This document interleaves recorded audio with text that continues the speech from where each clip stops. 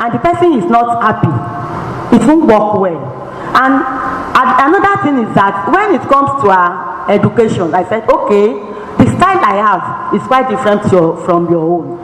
Let me know how you want to do this particular program, then I run with you. Because at a time, initially, it was like maybe we were imposing our own will on her. Because I'm a lawyer, she started studying law. At a time, she said, no. My friend talked to her, everybody talked to her. She said, okay, she will read the law. But on a second thought, she wasn't doing well. So when we knew that she wasn't doing well, I said, Dolapo, let's do change of course. She changed, she collected the change the form, but it was along that line that the issue of bipolar actually came up.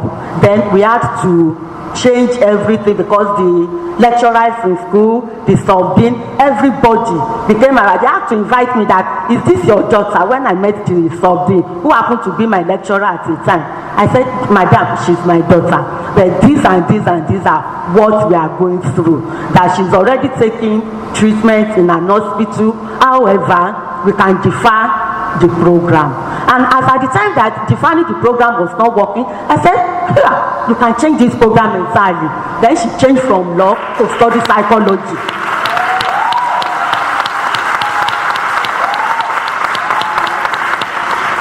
And above all, everything she likes doing, I encourage her. I will be part of it. This is Dr. Victor Ugo. When she came up that there is one health group, Mani, I said, oh, go ahead. When are you going for the meeting? She will tell me, I suppose I go. Even there was a particular function they had. My friend went with her. So that everybody, the family system, my friends, they were part of the support system that actually helped us out. So, in a nutshell, I will advise parents, know your child. Study that child. Whenever you observe changes from the normal one, please probe to the bottom. And when it is coming out, the one that you cannot undo, seek help. Look for counselor. There are many things we can study online. There was a day I was down when I was in Abuja. I just Googled one number. I called the person. Myself, I called the person. It was only this time that suicide became rampant in Lagos. People jumping into the lagoon, what have you. I called that guy. I said, look, I'm not feeling fine. I said, not that I'm sick, but I'm having some tough moments. He discussed with me. I was able to share with him because I don't know him, he doesn't know me, so I could discuss objectively the way it was with that guy. Because at times we may be shy or afraid that this person will know my. So it's better you look for independent people who are particularly in that area. They will be able to give you absolute correct information and help that you desire. Thank you. Thank you very much, Barrister. You have stressed on some very key areas, being sensitive to the need of your children and seeking help in the right places. That the first place to go to is not a church or to the mosque, but to get professional help and to seek help in the right places. Thank you very much for that, Ma. Thank you. Thank you. Have we got some questions from the audience at this stage, or maybe just while we get the questions together, maybe I can just ask Dr. Ugo. You've been very involved in the program, you've been very involved in the mental health initiative going forward, but you're also someone that's got personal experience of this. Maybe you could share that with us? Thank you very much. My story is one that shocks me myself. When I look back to my time in medical school, I was one of the best in psychiatry. I really loved psychiatry at the time. But about a year later when I was diagnosed, it was funny to me that I didn't recognize the symptoms in myself. It's very important. And that's one very important thing to note, that when you have people that cope with mental illnesses, what the illness does to you is that you don't believe that something is wrong with you. you know something is wrong with you, but you don't want to accept it. So it's difficult for you to accept that something is wrong with you. So it took the help of my friends, who were also doctors, to be able to recognize that illness. And that to me was a turning point, because when I noticed that I couldn't find out in myself, with my expertise as a doctor, that I was ill and needed the help of my friends, I needed to build a community of young people who are going to be educated enough to recognize these symptoms in themselves. There's one issue that we don't understand. Young people don't like talking to old people. Yeah, because you guys are very judgmental. Very, very judgmental. So when a young person wants to talk to someone that they think that can understand them, they talk to a fellow young person. And that is why we are very, very relevant in this community, and that's why this organization was founded. In our experience so far, we've been able to affect hundreds of thousands of Nigerians in the first place. And we talk about the impact of social media on mental health, on mental illness of young people. So being on the social media space, while we have a lot of influence, we have a lot of followers, we have a lot of educational sessions that we conduct, we've been able to impact on various young people. We've been able to induct them into our group. We have more than 1,000 members. I mean, these are key people that are actually very trained in mental health and who are actually reaching out to other young people. We have over 20,000 followers on Instagram and Facebook, where these young people usually go to. So it's better to take the fight to where the problem is. Like we were saying, the social media is a problem. Let's take the fight to social media, and that's where we have the communication and we have the conversation with them. So over time, in my experience, I've discovered that instead of having to write suicide notes like we see, then like I wrote a lot of suicide notes when I was smaller. I didn't know. I think, like we said, the risk factors actually start from when you're small, and then you can develop the illness later. These days, people don't write suicide notes on paper anymore. They write it on social media. So, like spotters that we are on social media, what we do is that we have various young people who look out for these notes in people's profiles, and they report these notes to us. So when they do that, when they say at Mental Health NG, please check out this person's profile, and we go and we send messages and we say we can actually talk to you and we can help. And that has, in so many ways, I can tell you, in the last 1 year, we've been able to speak to and intervene in over 5,000 suicide cases or calls from young people, not old people, from very young people. So this has been what has shaped my experience, from my personal experience as a doctor and as someone that is coping with mental illness, depression, to be exact. I have been able to recognize that young people need to talk to people, and they need to talk to young people, and that's why we exist as a community. Thank you. Thank you very much, Dr. Ugo. Okay. Sorry to cut in. What I'm going to do moving ahead is first of all, a round of applause to our panelists. So sorry. The reason I'm coming in now is there's an avalanche of questions, and all very valid. So what we've done is we've tried to compartmentalize the questions into areas that generally talk on the same issue. Secondly, because of time and the ability to get to as many questions, to the panelists, we want you to literally hit home. Would really appreciate you can just hit home in like a minute or two, if possible, so we can touch on many other issues.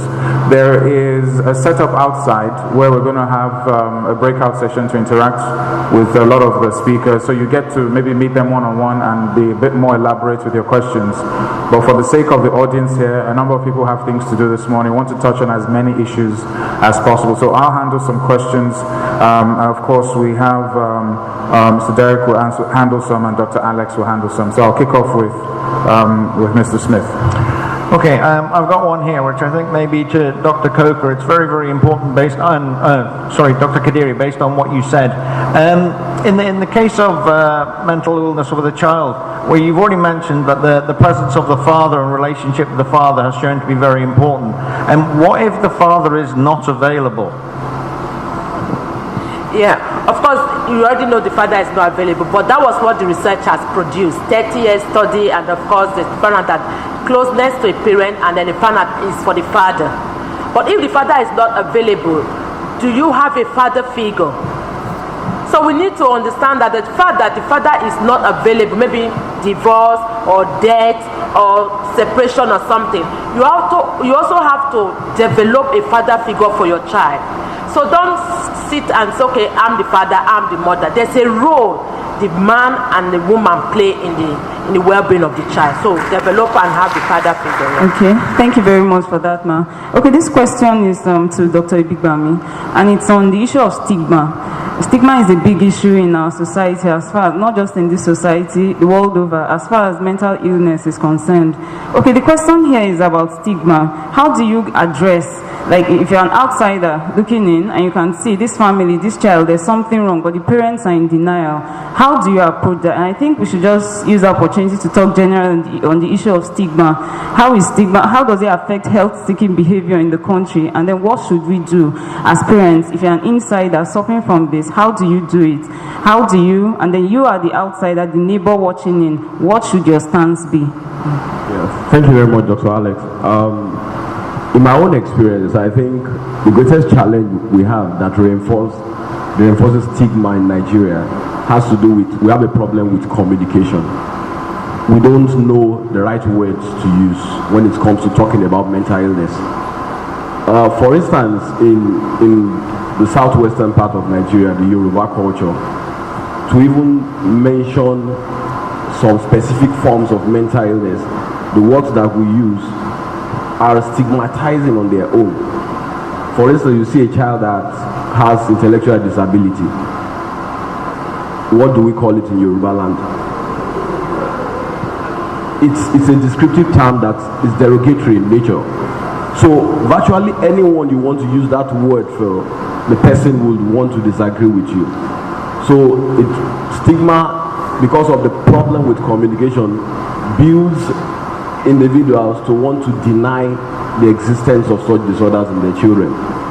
Of course, we all know that if there is stigma, it creates what we call social distance.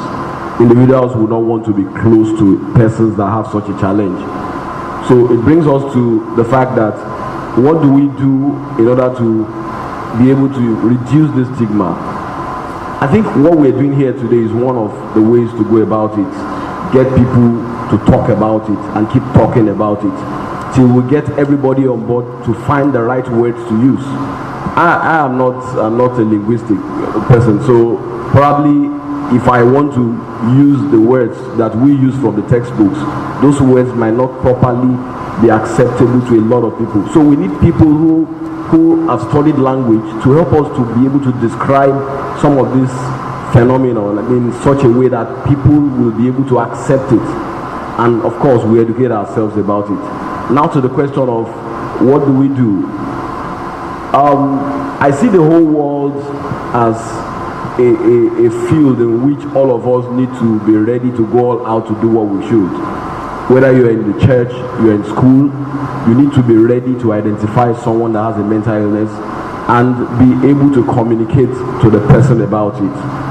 For instance, I had an experience recently. A set of twins were found out in church to have suddenly become over-religious. They just became exceedingly religious, but they found out that their level of religiosity seemed to be out of tandem with what was expected for people within that church. They started going all out to preach at odd hours. They would come together, hold their hands to pray. They're about 17 years old. They hold their hands to pray in front of the house so that other people will see them. Then they started talking about their parents, that the parents were not religious enough, and so they started refusing food.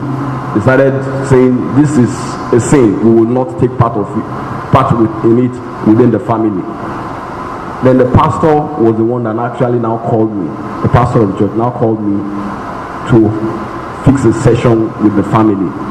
Now, it brings us to one fact, that medication, I always tell people, giving medication to a child or a young person should be like the 5th or the 6th response to mental illness. Don't ever start up with the mind that the medication is what is going to solve the problem. In fact, medications, what they do is support what you are doing without medication. And that brings us to the fact that let us continue to educate people that the role of the family, the support that we have from significant others that are close to us in the school, in the church, in the mosque, are much more important than the medication that the doctor would give to the patient. And which, by the time we keep telling people about this, it will reduce stigma, because they will know that even beyond the fact that this is an illness that needs medication, there are other things that are missing within the society, that these are the factors that actually reinforce the illness within the individual that has the illness.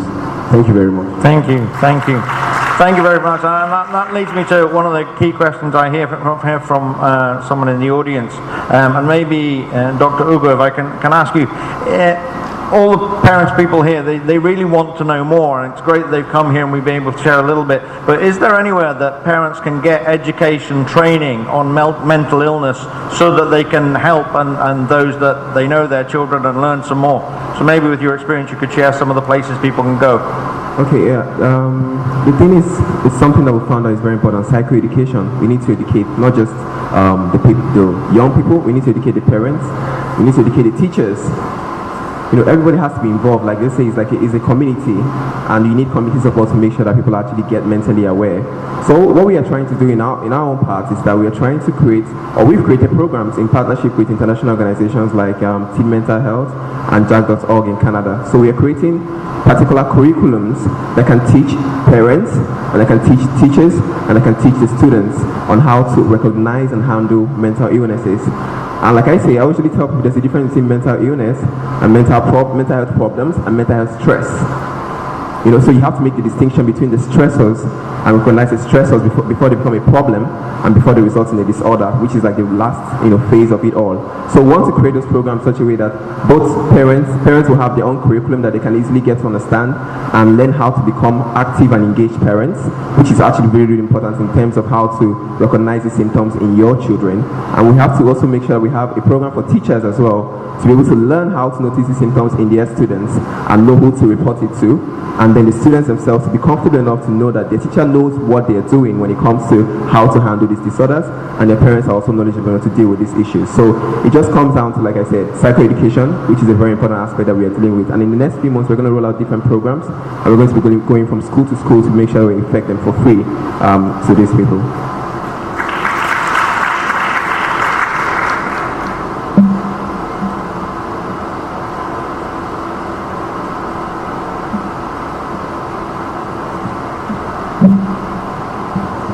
Okay, thank you very much. This next set of questions borders on the issue of privacy, so I'll just read them out quickly. There are about 3 of them. The first one here is, at what age do you think a child should have his or her privacy?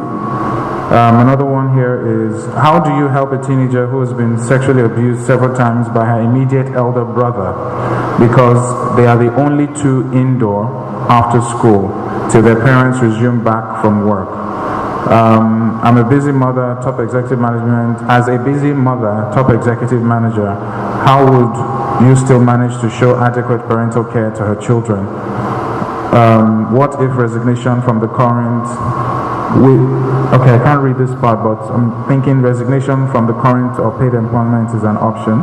That's number 2. Does being an only child affect the child's mental health? So those are the 3 major questions. I think it has to deal with being alone, loneliness, privacy. So I don't know who wants to address which question. Carry on. So which one would you like to address? I'd like to address the woman who is a busy executive and the child is having difficulty. And immediate elder brother. Yes, and the child is being... Now, one of the things, I've ticked many boxes in my life.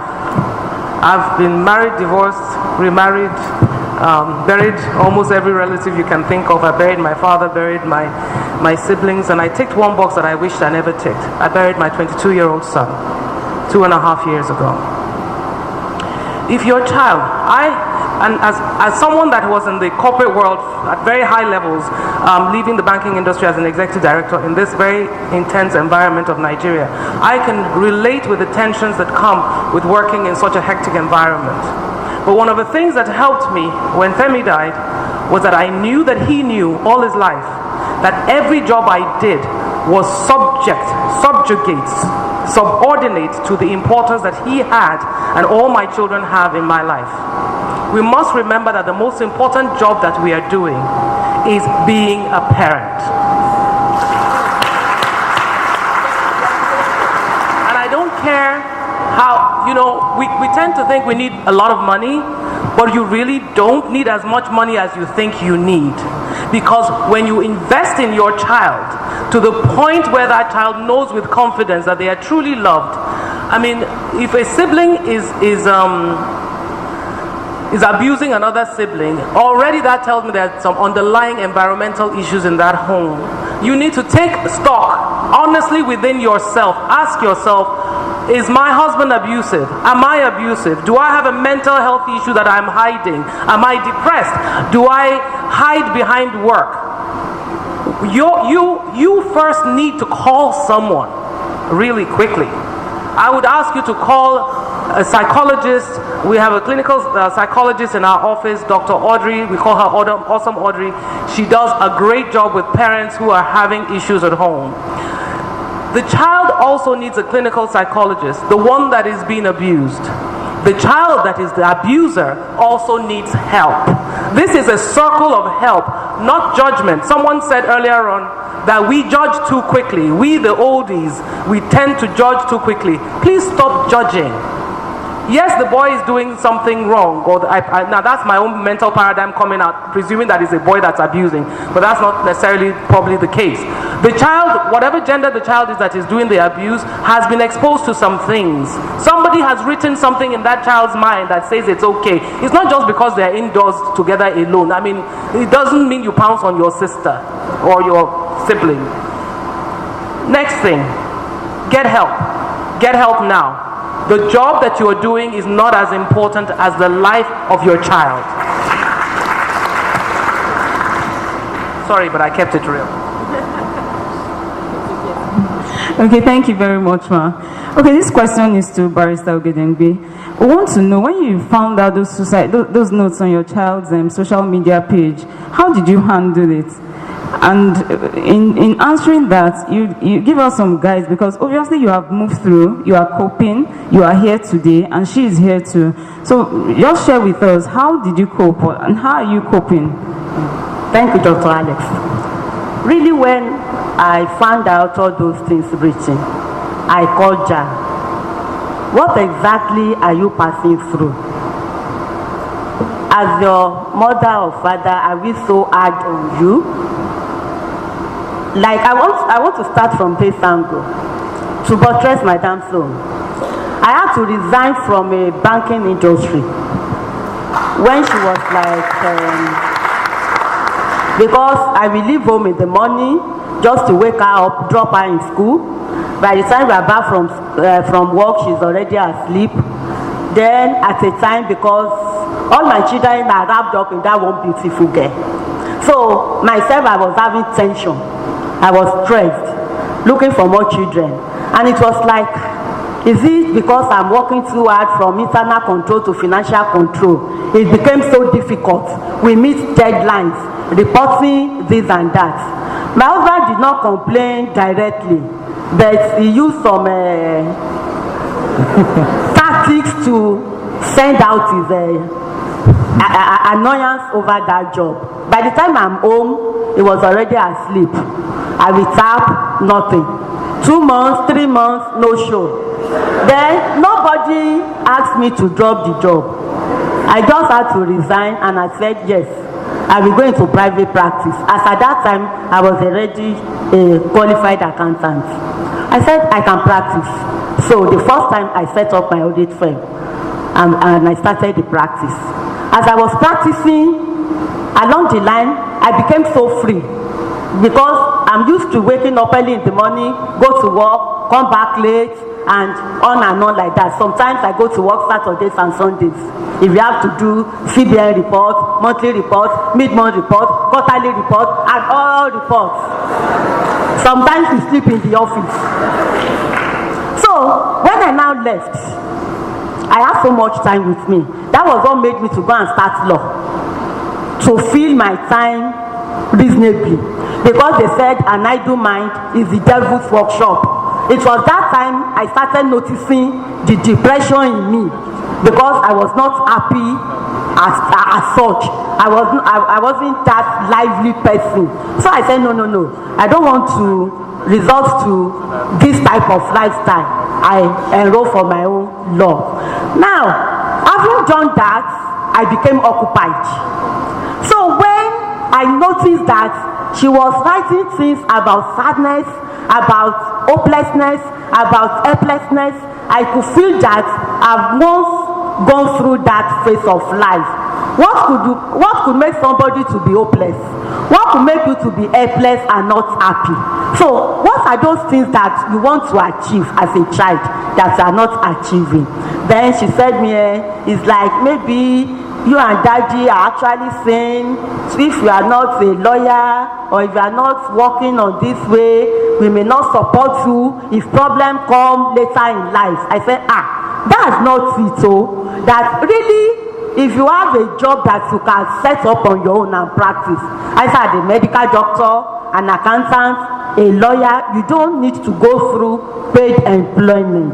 It's because we have gone through that route, that's why we are telling you all this. But it's like it fell on deaf ears. And I have noticed that when she was in secondary school, she was a science student, saying that she wants to become a medical doctor. But one day, she just called me from school, Mom, you know what?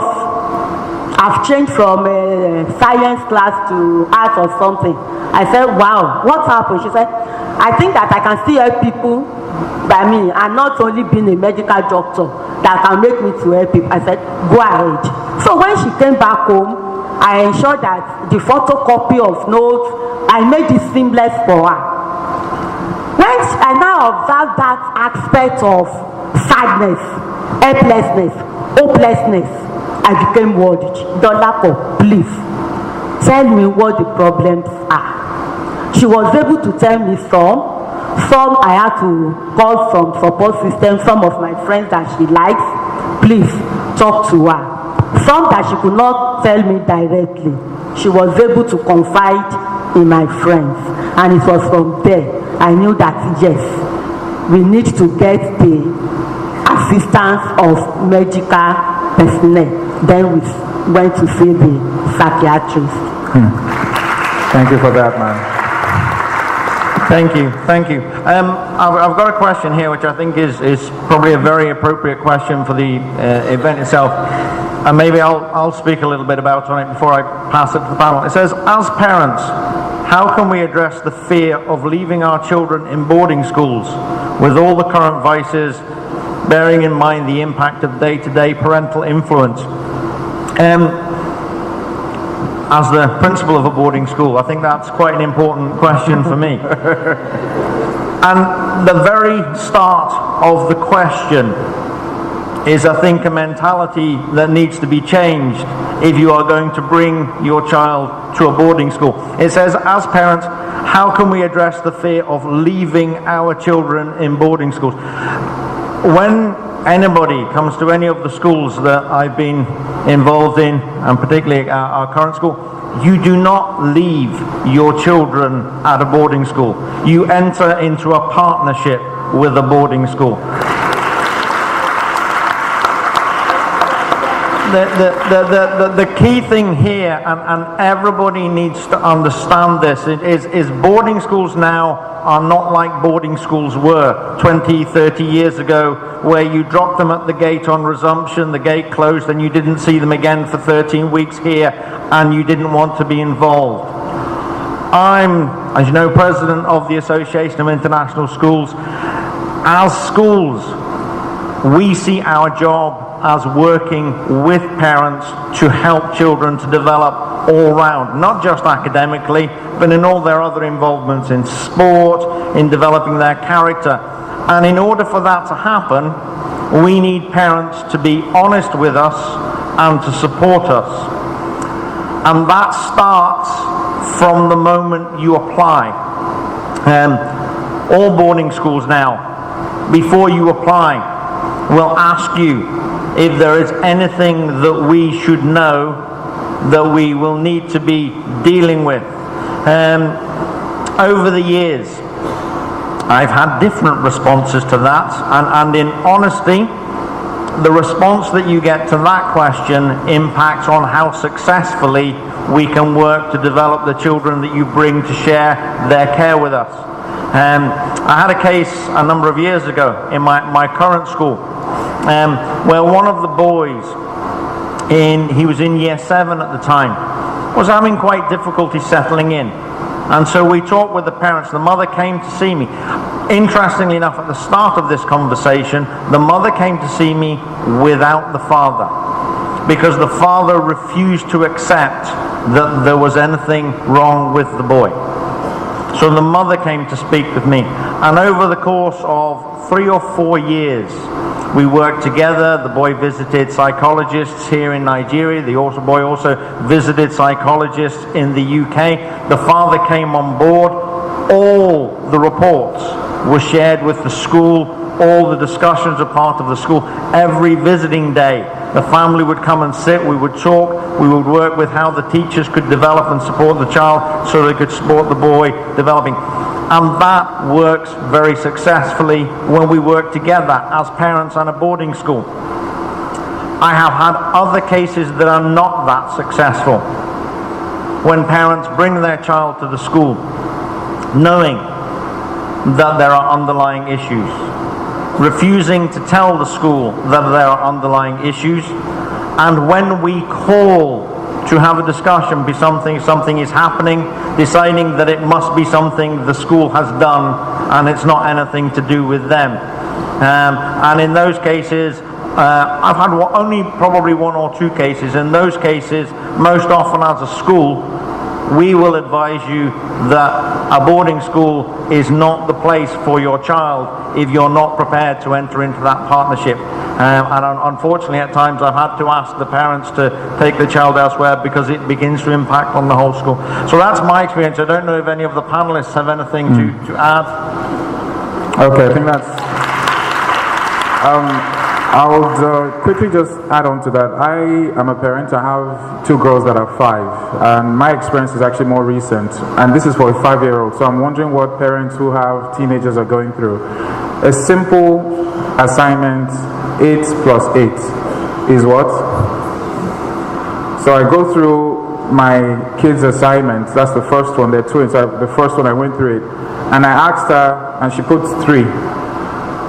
Long and short, unknown to me, the instruction that had been given from the school was to take the last digit of the number and put it there. So 8 and 8 is 16, so put 6, then carry 10. So she was frustrated trying to explain this to me. So I was like, it's 16. She was like, no, Daddy, that's not what Mrs. ... said.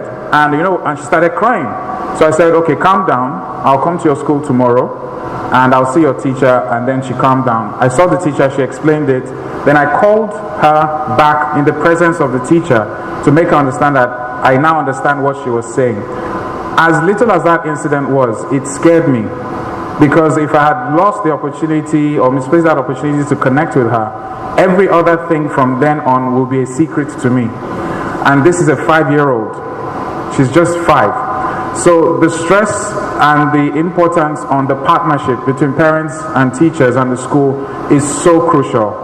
We're under a lot of stress. The economy is this, blah, blah, blah. But nobody will forgive you as a parent if 10, 15 years down the line, you didn't do everything you could have done as a parent. So I just wanted to buttress that point, that it's about the partnership. It's very important. And that leads me to my next question. This is Africa. This is Nigeria. So when I saw this question, I wasn't surprised, but I wanted to touch on it very quickly. Can mental illness be attached to spirituality? How can mental illness be treated spiritually? I would love to answer this question, but I'll leave it to the professionals. Okay, maybe before you answer that, before we tackle that, maybe let me just add to it. Is there a cure for mental illness? Can it be treated? Yes, that's the addition to the question.